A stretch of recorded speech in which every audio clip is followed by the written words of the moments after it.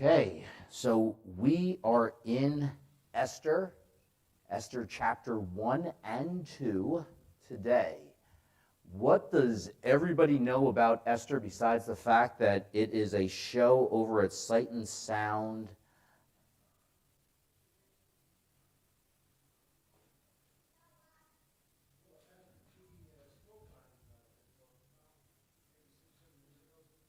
Okay, so I got some big shoes to fill then.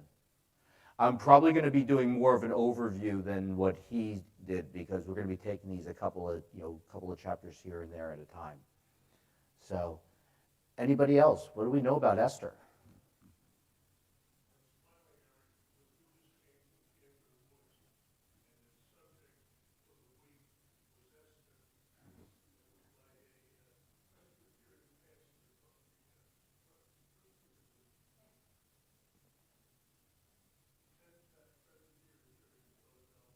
Okay, so Camp of the Woods just gave a whole presentation on Esther. Man, I got some real big shoes to fill going on now. Now I'm nervous. I'm usually not that nervous up here. The bad part is if you forgot what you learned back there, you're going to forget what you learned here too. So, okay, so let's do I have a hand up? What do we know about Esther?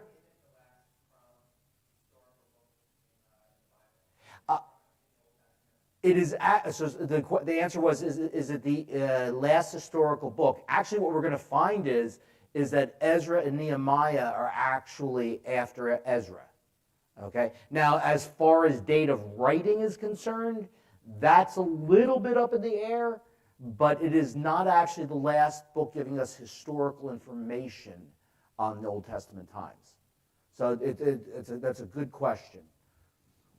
First of all, a little bit of history about Esther.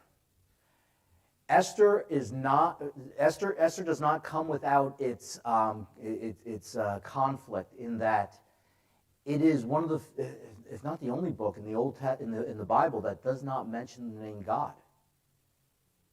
You will not find God mentioned in the book of Esther. Does that mean that God is not seen throughout the book of Esther?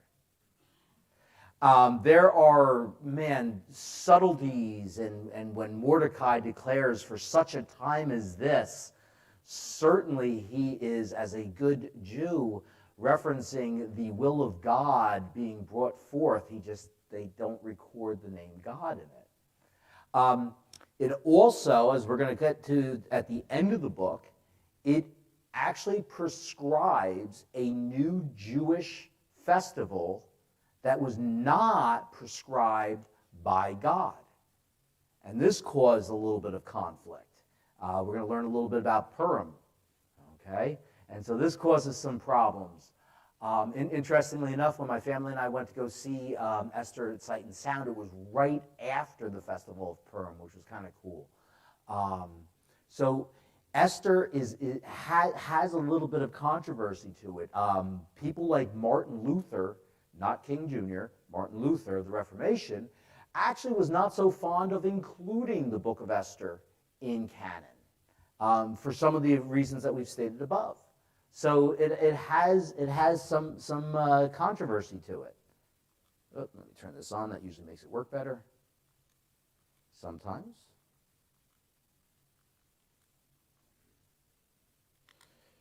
Is this thing on? I need to advance.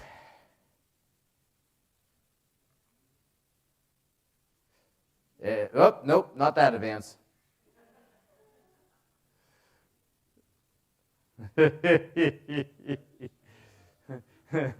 Alrighty, so let me turn on my computer while we're figuring this one out, so at least I can see what I need to do, even if you can't.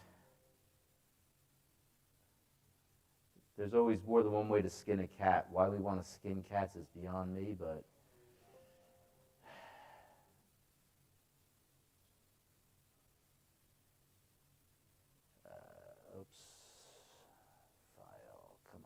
oh, here we go. Okay. So, who wrote the book of Esther? We don't know. It is possible that Mordecai was the author of Esther. It's also possible that other people may have been the author of Esther. Okay, I kind of personally like the idea that Mordecai wrote it, even though if he were the one that had written it, he would have written it in a third-person perspective. But he is definitely a learned man. He has authority, and it actually would make sense that he would have recorded this account for us, but we're not sure. Okay, how about the dating of Esther?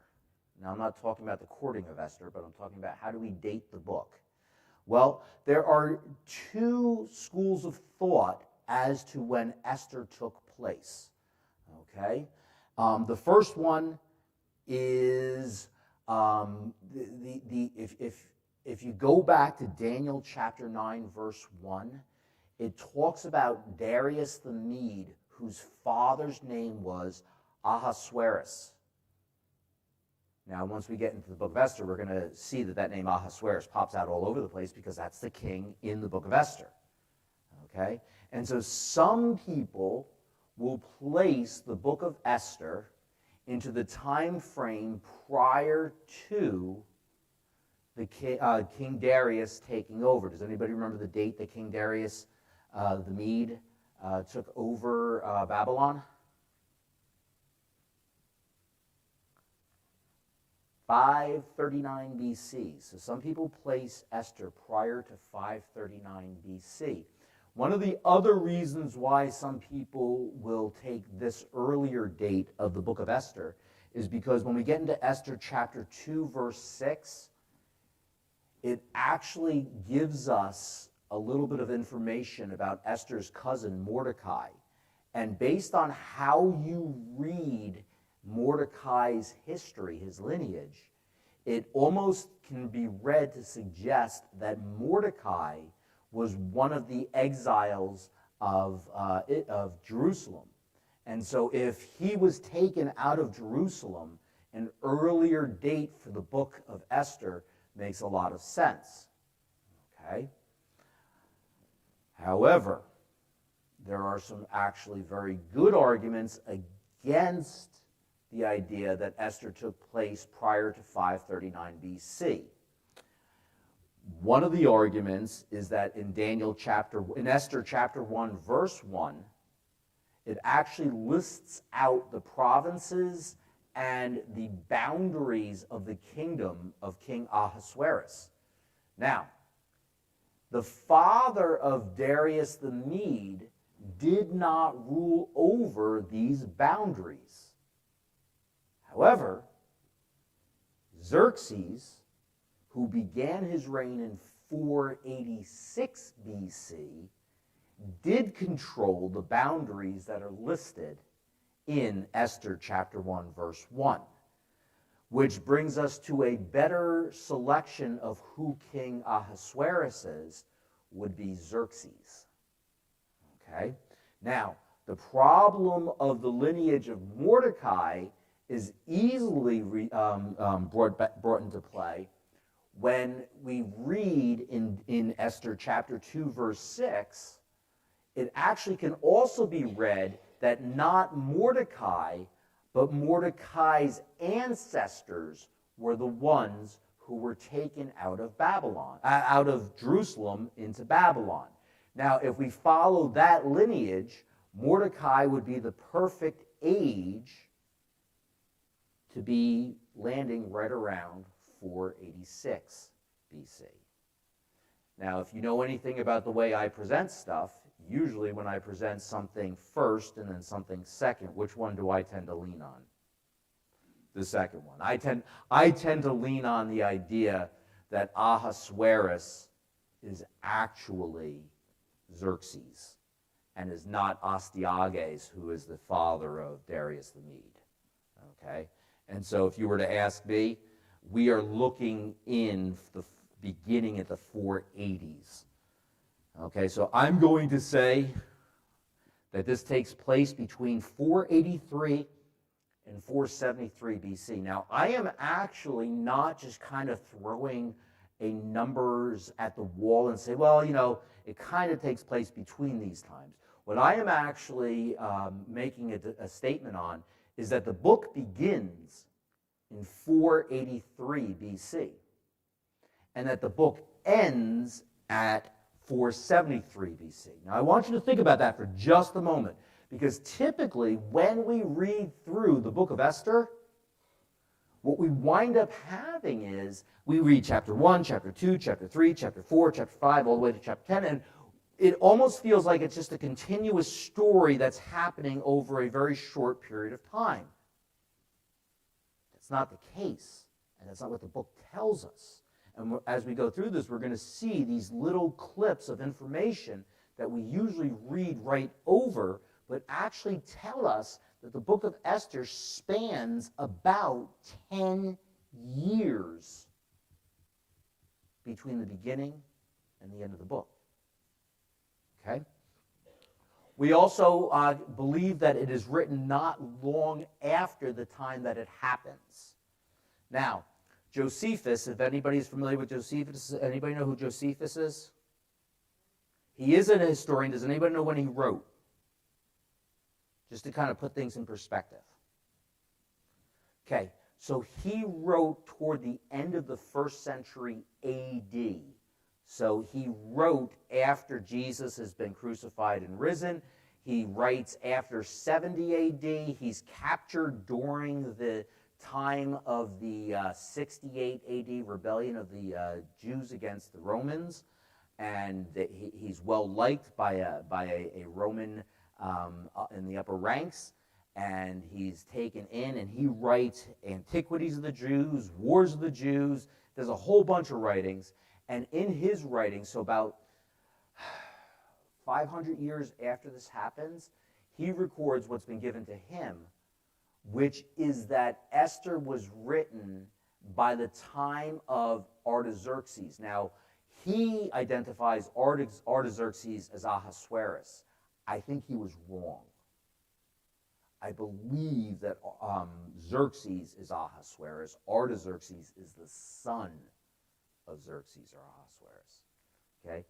Gets a little confusing. You got to kind of keep track of everybody here. However, I do think that he gives us enough information that when he says that Esther was written by the time of Artaxerxes, that means that it was written within one generation of the events, which also gives us good reason to believe a lot of the information that we have from the book of Esther, beyond the fact that we understand that the Bible is fully inspired and fully correct. So we have some good historical evidence to back up what we know to be true in the book of Esther.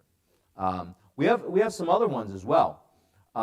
There's archaeological evidence that tells us that King Darius, this is Darius the Great, not Darius the Mede, King Darius, who we just found out last time we spoke, was the one that confirmed Cyrus's proclamation and allowed for the temple to be rebuilt, and that got finished in 516. Everybody remembers this? So we have evidence, archaeological evidence, that tells us that King Darius, the father of Xerxes, built the city of Susa. And that's going to be a major place that we see in the book of Esther, Susa. And that Xerxes, or Ahasuerus, added to its majesty. Okay? So this just gives us a little bit of good historical confirmation. Also, interestingly enough, we have an historian, Ctesias, and he tells us of one of Xerxes' advisors as Maticus. Now, you have to remember something. We're dealing with all different languages being thrown around here. I'm not going to say definitively that Maticus is Mordecai, but that's a pretty close comparison when we look at various translations of names. He's listed as a eunuch, which is interesting. Does Mordecai have listed any children in the book of Esther? He does not. It's interesting. And he's old enough to be caring for his much younger cousin, Esther. I think this gives us a little bit of support potentially as to why he didn't have any kids. We also find by Ctesias, he tells us that Xerxes married Esther. Now, I don't know how many of you remember back in the 80s, there was a bomb of a movie called Ishtar. Does anybody remember Ishtar? Ishtar is the name of a Persian goddess. And this is also where the variation of that would be Esther. And this is where this name comes from. Okay? So while we don't have a historian that says specifically we had Queen Esther, we have Amestris, which really does seem to give some support historically to the biblical account. Herodotus also records the same name of Xerxes' queen. So we have some really good historical evidence. And I always love to present this not so that you will believe what the book of Esther says, but so that when people say to you, there's absolutely no historical record whatsoever of a Queen Esther, you actually can say, well, in fact, we have some pretty good evidence that really does support that what we believe is true. So, one other thing that I want to touch base on, because a lot of times when we talk about accounts of the Bible, we're zooming in on a geographical location and what's going on with that geography. And sometimes we forget about what's going on in the rest of the world. And sometimes it's not important, sometimes it's just interesting when things are happening around the same time frames. Sometimes it's very important. A couple of years ago, there was a movie came out called 300, and then there was a sequel called 300: Rise of an Empire. And in 300, it shows the historical story of the Greeks trying to hold off the attack of the Persians led by Xerxes, Ahasuerus. The first movie gives us a description of the Battle of Thermopylae, and this is where the 300 Spartans and other Thracians, and there were some other Greeks as well involved, held off the masses. There are various historical accounts that try to claim that it was like over 1 million Persians. However, most historians today kind of land somewhere around 100 to 120,000 Persians, which is still a boatload of Persians. And they held off these 300 Spartans plus probably about 800 other soldiers, held off these masses of the Persians for 3 days until they're betrayed by one of their fellow Greeks, and the Persians are able to finally break through this pass in Thermopylae. Okay, and unfortunately, this was a two-sided defense by the Greeks against the Persians. They figured that if they could hold them off at this pass at Thermopylae, and then the battle, it's a sea battle at Artemisium, if they could hold these two areas off, the Persians would be pushed back. Well, when the Persians finally break through in the Battle of Thermopylae, the Battle of Artemisium winds up being kind of overtaken again by the Persians. However, not long after, we have the sea battle of Salamis, and the Greeks push back the Persians, and they are defeated soundly. This is in 480 BC. Does anybody remember where we said the book of Esther begins? 483 BC. 3 years before the battles of Thermopylae and the battles of Artemisium and the battle of Salamis. 3 years before. I don't know about you, and it doesn't specifically say this, but I tend to see, as we get into chapter 1, and we're about to get into chapter 1 now, I see this banquet as kind of a rah-rah fundraising event for things that are about to come. Now, again, that's my interpretation. That's not specifically stated here, But it sure seems like if I was king, and if I'm about to go to war, I'm going to be raising money, and I'm going to be getting people on my side, and one of the best ways to do that is to throw a banquet. So, that said, let's get into Esther chapter 1, verses 1 through 9. Now, in the days of Ahasuerus, the Ahasuerus who reigned from India to Ethiopia over 127 provinces, remember we already mentioned that that's important, the boundaries that he reigned over. In those days, when King Ahasuerus sat on his royal throne in Susa, the capital, in the 3rd year of his reign. Did you catch that? Now, historical record tells us that Ahasuerus, or Xerxes, began his reign in 486, which is how we can say that this banquet takes place in 483. Okay? He gave a feast for all his officials and servants. The army of Persia and Media and the nobles and governors of the provinces were before him, while he showed the riches of his royal glory and the splendor and pomp of his greatness for many days, 180 days. Now this is interesting. Again, sometimes it's the little pieces of information that we skim over. What is he king of?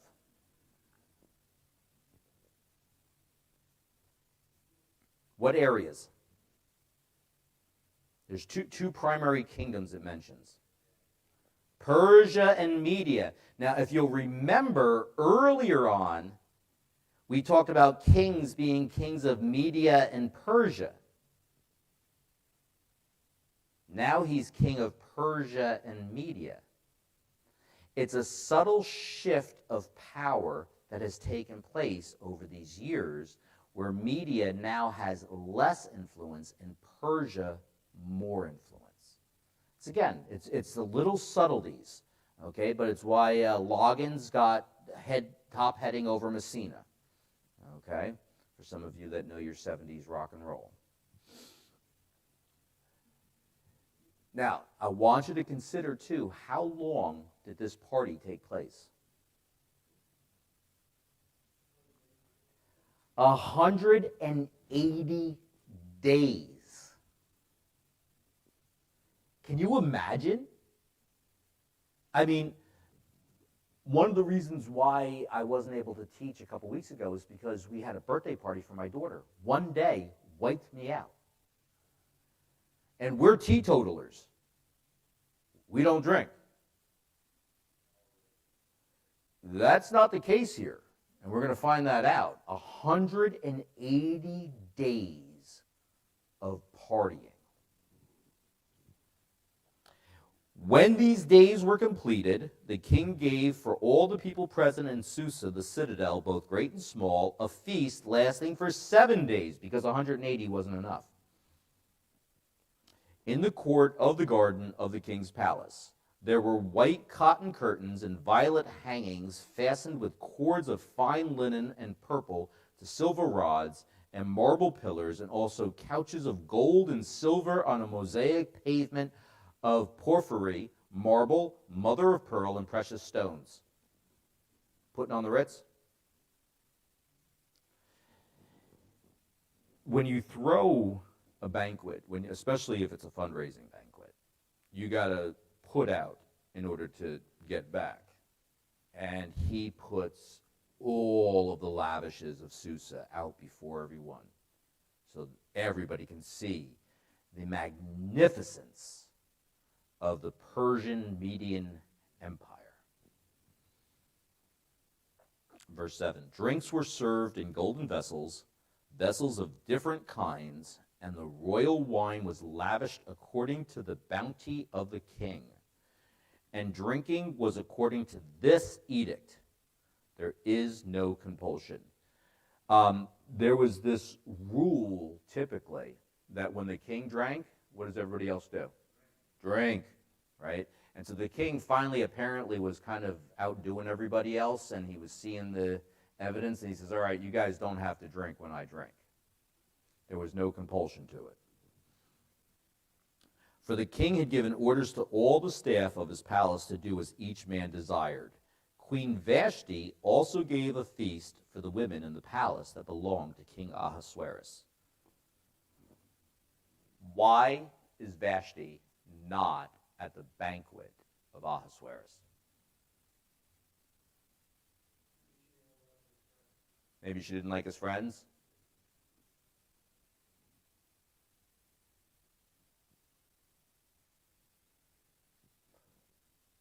We have to be careful when we ask questions like this,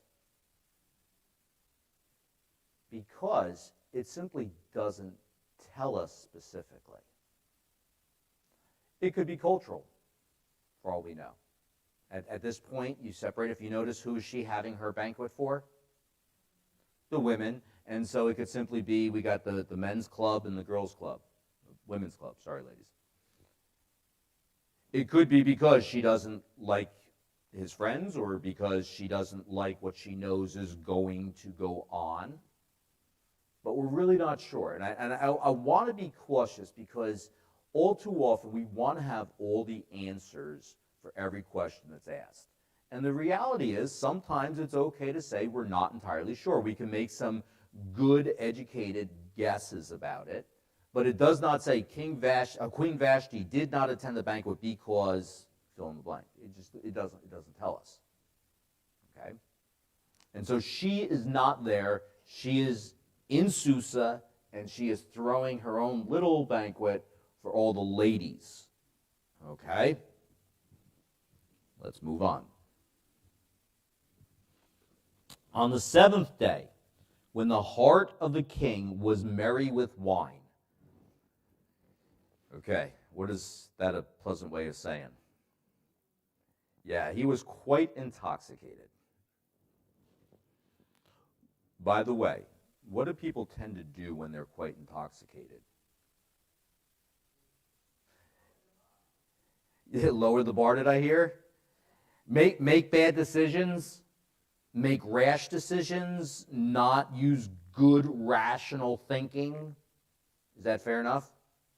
Okay, so what we have here then is, on the 7th day, so this is the last day of the feast, when the heart of the king was merry with wine, he commanded Mehuman, Bitha, Harbona, Bigtha, and Abagtha, Zethar, and Carcass, the 7 eunuchs who served in the presence of King Ahasuerus, to bring Queen Vashti before the king with her royal crown, in order to show the peoples and the princes her beauty, for she was lovely to look at. Now remember, what has he done with all of the surroundings where everybody is?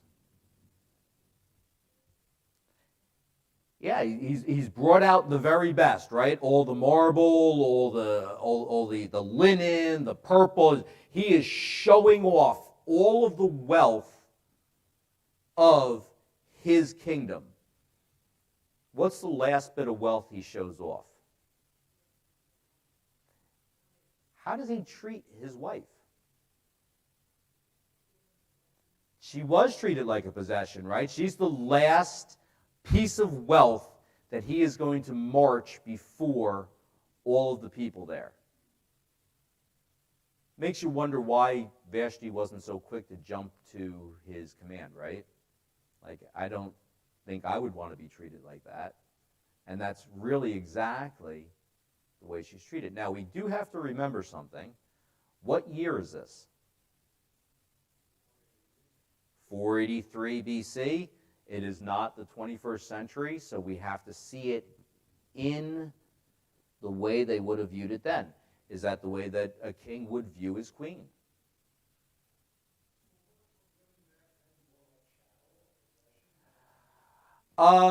Yes and no.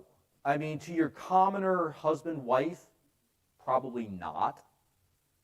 To the man who thinks that he's potentially deity incarnate, yes. So this is the way he treats her. Now, this is probably one of the earliest visions that we have of a feminist movement.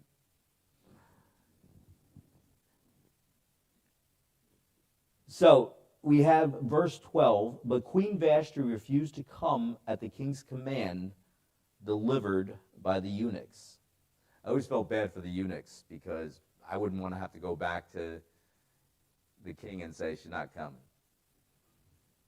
At this, the king became enraged, and his anger burned within him. Remember, what is he being driven by right now? Being driven by alcohol, right? I mean, he's intoxicated. He doesn't get what he wants. He's king. And he is livid. Then the king said to the wise men who knew the times, for this was the king's procedure toward all who were versed in law and judgment, the men next to him being Karshina, Shethar, Admatha, Tarshish, Meres, Marsina, and Marmukan, the 7 princes of Persia and Media, who saw the king's face and sat first in the kingdom, according to the law, what is to be done to Queen Vashti, because she has not performed the command of King Ahasuerus delivered by the eunuchs. Then Memucan said in the presence of the king and the officials, not only against the king has Queen Vashti done wrong, but also against all the officials and all the peoples who are in the provinces of King Ahasuerus. For the queen's behavior will be made known to all women, causing them to look at their husbands with contempt, since they will say, King Ahasuerus commanded Queen Vashti to be brought before him, and she did not come. This very day, the noble women of Persia and Media who have heard all the queen's behavior will say the same to all the king's officials, and there will be contempt and wrath in plenty.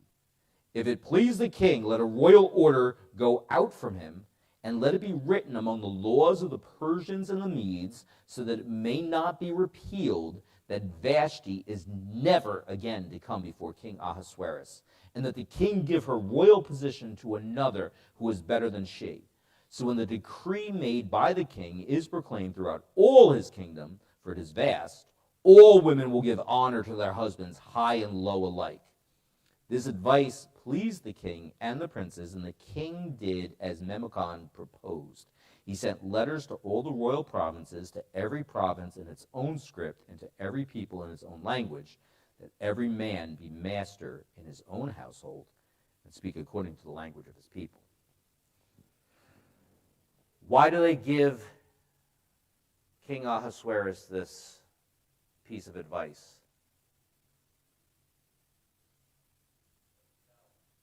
For themselves, right? They, obviously, they do not believe that they have control over their own household if this one act will cause this massive feminist movement to go all throughout the land of the Persians and the Medes, that we actually need to expel the queen. You couldn't have just passed a decree saying nobody may speak of it. I guess then if you read the decree, you'd be speaking of it, so to speak. I don't know.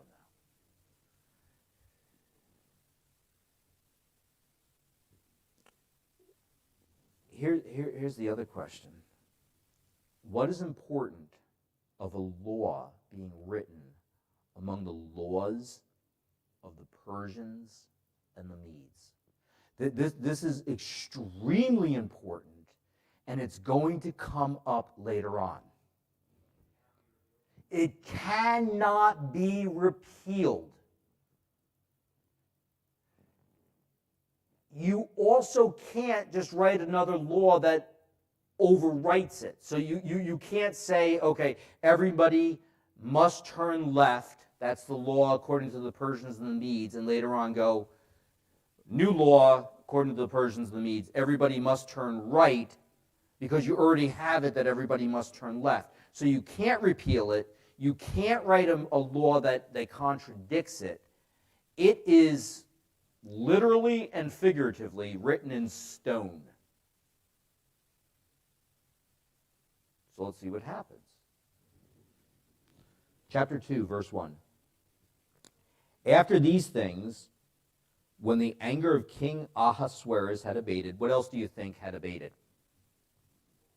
The wine, right? All the alcohol. He had that next morning remorse. He remembered Vashti and what she had done and what had been decreed against her. Oh boy.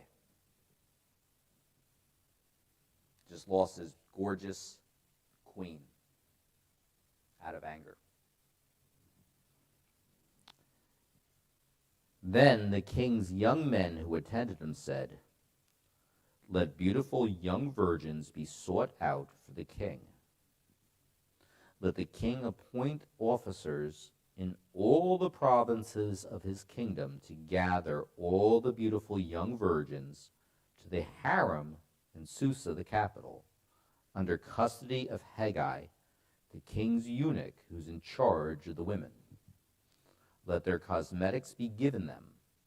Let the young woman who pleases the king be queen instead of Vashti." This pleased the king, and he did so. So now he's got a beauty pageant in order to find the next Mrs. Ahasuerus. I want you to think about, because we have a lot of parents here, I want you to think about if your daughter was of the age of marriage at this time, and you have people knocking on your door, taking your daughter off to a harem. Now, some people go, well, she has the opportunity possibly to be queen. Yeah, except that your neighbor's daughter and the girl down the road and the girl a couple provinces over, and the chances of becoming queen are slim at best. And the idea is that she is basically going to live the rest of her life in a harem. Basically a concubine who gets no recognition, who has no real personal life. She's off by herself with these other group of women. This is her future. This is exactly what winds up happening with all of the women that are dragged in for this beauty pageant. Now, they are given no options on this. They are run through a series of spa treatments. And we're going to find out about this. So it says, there was a Jew in Susa. So where is this taking place still? Susa. So right within the city where this huge banquet had taken place, whose name was Mordecai, the son of Jair, son of Shimei, son of Kish, a Benjamite, who'd been carried away from Jerusalem among the captives carried away with Jeconiah, king of Judah, whom Nebuchadnezzar, king of Babylon, had carried away. Let's stop there for a moment. This is the verse that I said can cause problems with the dating of this account. Did you notice how it has that little list of people in his lineage? And then it goes back to the idea of being carried away during the exile. Okay? And if you read this and read it as Mordecai was the one who was carried away, even if you're thinking about in 586 when the temple is destroyed, this is now 483, he would be well over 100 years old. But if you take this as Kish is the one who is carried away and not Mordecai, it makes perfect sense. Okay? Now we have one other thing that we need to discuss here. When we talked about the book of Ezra, the first half of the book of Ezra is an account from about 535, 536 to 516 of the Jews leaving Babylon and coming back to Jerusalem. How are there Jews in Susa in 483?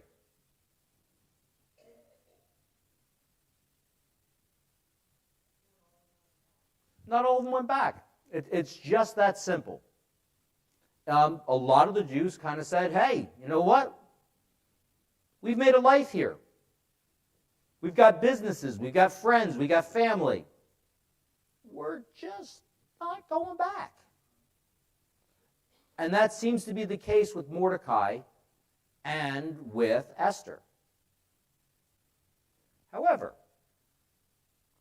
anti-Semitism has been an issue for thousands of years, including back in 483.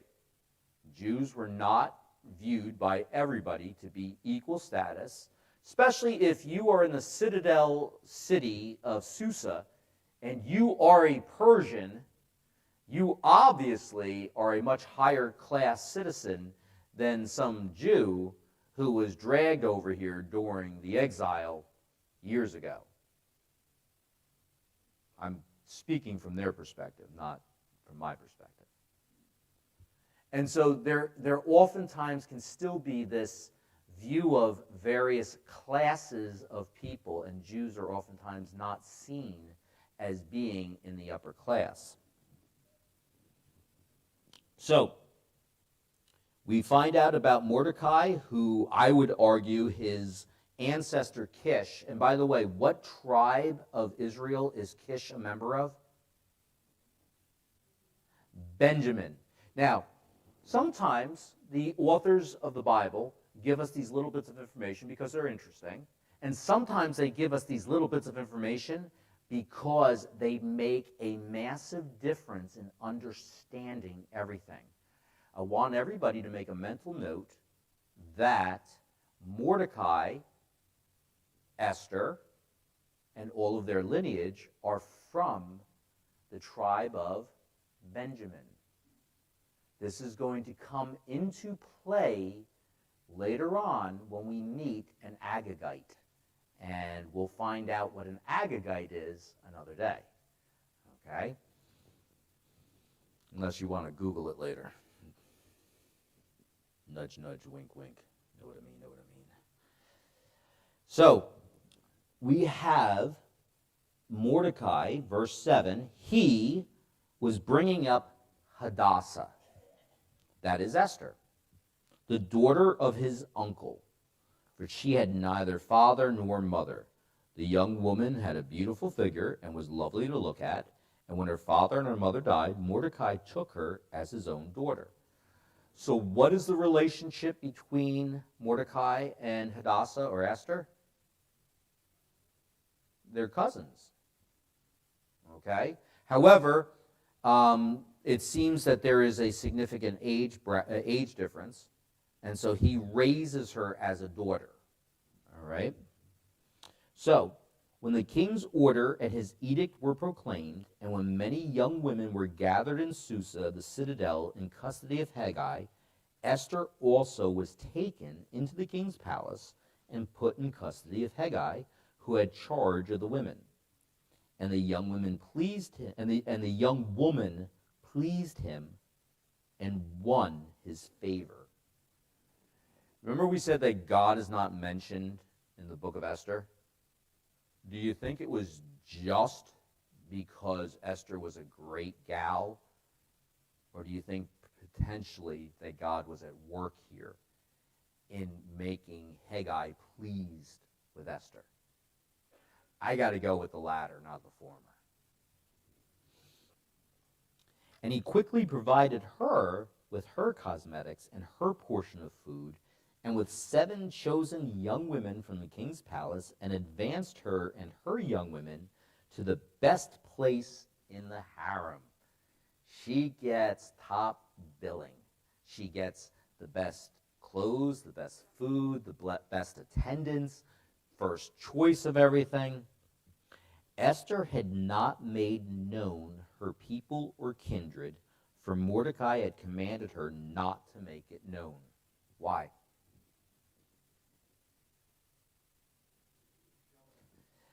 Probably because of some of the underlying anti-Semitism going on. And every day Mordecai walked in front of the court of the harem to learn how Esther was and what was happening to her. Now, again, we can either see things as coincidence or as God's providence. Where is this account taking place? What city? Susa. Where was Esther and Mordecai living? Susa. If they were living in one of the other provinces, would Mordecai be able to keep an eye on Esther? Not without picking up his whole life and moving, but because he's in Susa, God's providence rather, he's able to do this. Now, this is going to become a very important factor again. Now, when the turn came for each young woman to go in to King Ahasuerus after being 12 months under the regulations for the women, since this was the regular period of their beautifying, 6 months with oil of myrrh and 6 months with spices and ointments for women, when the young women went into the king in this way, she was given whatever she desired to take with her from the harem to the king's palace. Okay, so let's do some quick math now. How long were the women given these spa treatments? A year, right? 6 months and 6 months. 1 year. Now, the banquet took place in 483. What time is this approximately right now? At least 482. Okay, this has already been at least a year since Vashti has already been sent out of the queen position. Okay, let's keep reading. Verse 14. In the evening she would go in the morning she would return to the second harem in custody of Shashgaz, the king's eunuch, who was in charge of the concubines. She would not go into the king again unless the king delighted in her, and she was summoned by name. So in this entire beauty pageant, you go in to see the king, and then you are never seeing him again unless you have made the impression. Okay? Now, when the turn came for Esther, the daughter of Abihail, the uncle of Mordecai, who had taken her as his own daughter, to go into the king, she asked for nothing except what Hegai, the king's eunuch, who had charge of the women, advised. Now Esther was winning favor in the eyes of all who saw her. What does she do?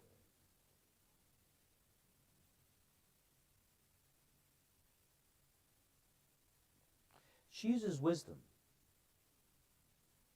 She doesn't try to figure out what's going to get the king's attention.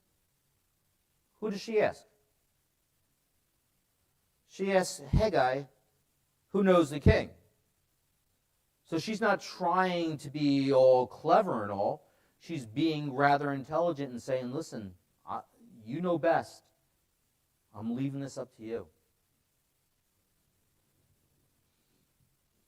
When Esther was taken to King Ahasuerus into his royal palace in the 10th month, which is the month of Tebeth, in the 7th year of his reign. Did you catch that? When does the banquet take place? 483, right? In the 3rd year of his reign. So 46 is when he becomes king. 7 years later.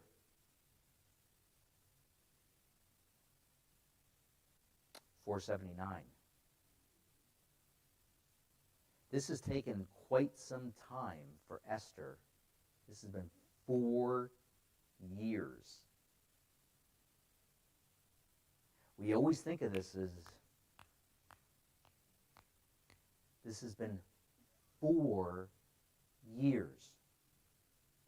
By the way, what's taken place since the banquet and Esther going in to see King Ahasuerus? The battles in 480. Ahasuerus got his butt kicked, and he's licking his wounds. And God works all of these different things in together. And so when he encounters Esther, he is just floored. The king loved Esther more than all the women, and she had won grace and favor in his sight more than all the virgins, so they set the royal crown on her head and made her queen instead of Vashti. Then the king gave a great feast for all his officials and servants. It was Esther's feast. He also granted a remission of taxes to the provinces and gave gifts with royal generosity. Okay, now, I want you to think about this, okay, because there's going to be some things coming up soon. What we have is the king has gone to war and has used, I have to assume, a significant amount of his war chest. He then goes and gets remarried and throws a huge banquet for his new bride. He gives a moratorium on taxes, which is how a king raises funds. He gives lavish gifts. How do you think he's beginning to look financially? He's probably taken a little bit of a hit, isn't he? Okay? And this is going to come into play. Now, finally then, when in verse 19, when the virgins were gathered together the second time, what does that mean? The scholars have a little bit of different views on this.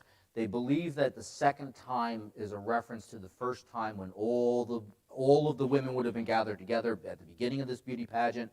Now they're all being gathered together to see the winner get crowned and made queen. So this is probably, when we say the second time, this is probably during this feast that we just read about for Esther's coronation. Okay?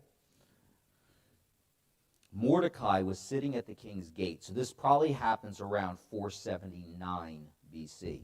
Esther had not made known her kindred or her people as Mordecai had commanded her, for Esther obeyed Mordecai just as when she was brought up by him. In those days, as Mordecai was sitting at the king's gate, Bigthan and Teresh, two of the king's eunuchs, who guarded the threshold, became angry and sought to lay hands on King Ahasuerus. And this came to the knowledge of Mordecai, and he told it to Queen Esther. And Esther told the king in the name of Mordecai.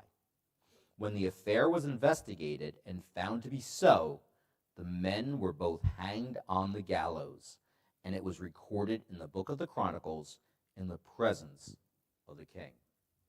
Now here's my question. What reward did Mordecai receive for saving the king's life? He had no reward given to him at that time. One of the things that I hope that we're beginning to recognize is that the book of Esther is a phenomenal work of giving foreshadows. I've told you a couple of things to remember for the next time we jump into Esther, and it'll be a couple of weeks from now because I'll be gone from Sunday school for 2 weeks. Okay, there's your cliffhanger. But I hope that you will remember some of the things that we have picked up on. What tribe is Mordecai and Esther? They're Benjamites, right? Benjaminites, or tribe of Benjamin. Okay, what did Mordecai get as a reward? Nothing. What year are we in right now with Esther? 479 BC. Okay, and we'll pick this up. Your homework will be the next 2 chapters, but now you have several weeks to read it. Let's pray. Father God, I come. I thank you for this book. I thank you that in your providence it made it into the Bible, even against some of people that we have great respect for but disagree with on that, Father. I thank you for all the little subtleties that you have given us in this book, Father. I thank you that even though your name may not be specifically pronounced in this book, that it just runs rampant throughout this book, Father God. And so I just pray all these things in the precious name of your Son, Jesus Christ.